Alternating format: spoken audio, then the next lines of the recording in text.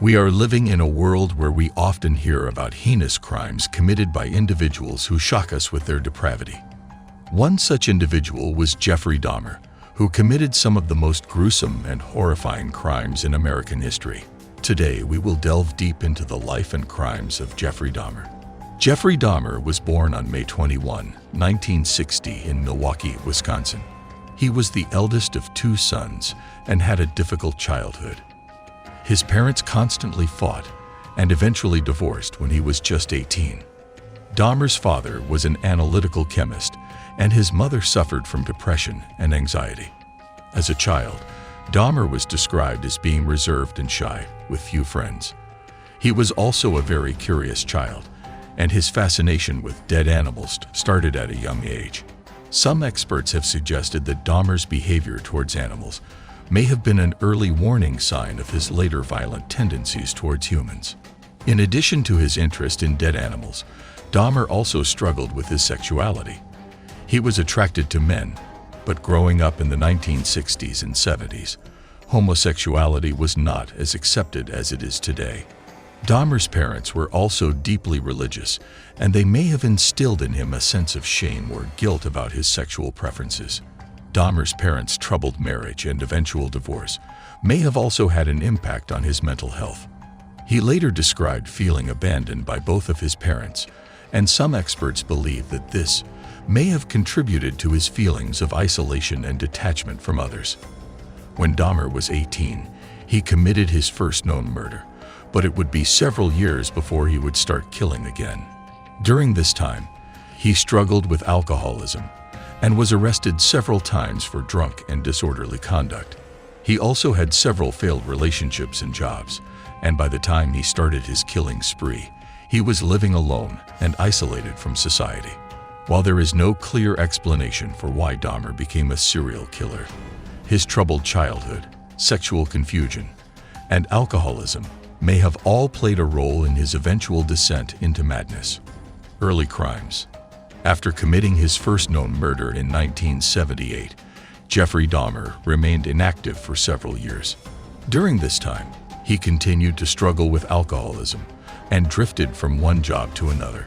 He also had several failed relationships, including a brief marriage in the late 1980s. It wasn't until 1987 that Dahmer would start killing again. His first victim was Stephen Tuomi, whom he met at a gay bar in Milwaukee. After spending the night together, Dahmer drugged and strangled Tuomi to death. He then dismembered his body and disposed of the remains. Over the next several years, Dahmer's killing spree would escalate. He would lure young men back to his apartment, promising them money or alcohol in exchange for sexual favors. Once they were inside, he would drug them and strangle them to death. He would then have sex with their corpses and dismember them, keeping some body parts as trophies. Dahmer's victims were primarily young, gay men, many of whom were vulnerable or struggling with drug addiction. Dahmer targeted men who were unlikely to be missed, and he was able to get away with his crimes for years without attracting suspicion. Despite his gruesome actions, Dahmer was able to maintain a relatively normal facade to the outside world. He had a job at a chocolate factory, where he worked alongside his co-workers and even joked with them about his weird habits. He also had a girlfriend at one point, whom he convinced to pose for photographs with him, standing over the dismembered body of one of his victims. It wasn't until 1991 that Dahmer's crimes were finally discovered. One of his intended victims, a young man named Tracy Edwards, managed to escape from his apartment and flag down a police car. When the police arrived, they discovered a scene of horror, with body parts and human remains scattered throughout Dahmer's apartment. Overall, Jeffrey Dahmer's early crimes were characterized by his sadistic and violent behavior towards vulnerable young men. His actions were shocking and incomprehensible, and they left a lasting impact on the families of his victims and the wider community. The murders. Between 1987 and 1991, Jeffrey Dahmer killed at least 17 men and boys, most of whom were African American or Asian. He would lure his victims to his apartment, where he would offer them money or drugs in exchange for sexual favors. Once they were inside, He would drug them with sedatives and strangle them to death. After killing his victims, Dahmer would engage in a series of macabre rituals. He would dismember their bodies, keeping some body parts as trophies and disposing of the rest in various ways. He would also engage in necrophilia, having sex with the corpses of his victims. Dahmer's methods of disposal varied, depending on the victim. In some cases, he would dissolve their bodies in acid, while in others, he would simply dispose of the remains in a nearby dumpster or river. He even kept the skulls and other body parts of some of his victims in his apartment, displaying them on a shelf like a twisted collection. One of the most disturbing aspects of Dahmer's murders was the fact that he was able to continue his killing spree for so long without getting caught. He was able to evade suspicion by choosing victims who were unlikely to be missed, such as runaways, drug addicts, and prostitutes. He was also able to charm his way out of suspicion, convincing police officers and other authority figures that he was a harmless oddball. It wasn't until 1991 that Dahmer was finally caught.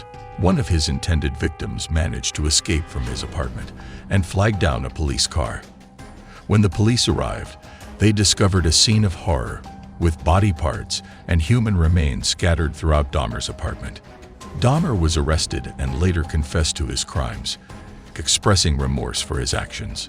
Overall, Jeffrey Dahmer's murders were characterized by his sadistic and depraved behavior towards vulnerable young men. His actions were shocking and incomprehensible, and they left a lasting impact on the families of his victims and the wider community. Dahmer's downfall. Dahmer's crimes finally came to light in 1991, when one of his intended victims, Tracy Edwards, managed to escape from his apartment and flag down a police car. When the police arrived at Dahmer's apartment, they discovered a scene of horror. There were body parts and human remains everywhere. Dahmer was arrested and eventually confessed to his crimes. He was charged with 17 counts of murder and sentenced to life in prison. While in prison, he was attacked and killed by a fellow inmate in 1994. Conclusion. Jeffrey Dahmer's crimes were among the most heinous and shocking in American history. His sadistic and depraved behavior towards young, vulnerable men left a lasting impact on the families of his victims and the wider community. Despite his attempts to evade suspicion and continue his killing spree, Dahmer was eventually caught and brought to justice, thanks to the bravery of one of his intended victims and the perseverance of law enforcement officials. Dahmer's crimes also highlighted some of the failings of the criminal justice system, particularly in the way that it handled cases involving marginalized and vulnerable victims. Today, his legacy serves as a reminder of the importance of vigilance and awareness when it comes to violence and hate, and of the need for greater support and protection for marginalized communities. While Dahmer's crimes were shocking and incomprehensible, they have also been the subject of intense scrutiny and fascination for decades. Through documentaries, books, and other media, his story continues to captivate people around the world, sparking discussions about the nature of evil, the psychology of serial killers, and the ways in which society can prevent such atrocities from happening again in the future. If you found this video informative and thought-provoking, please consider subscribing to our channel for more content like this. Thank you for watching.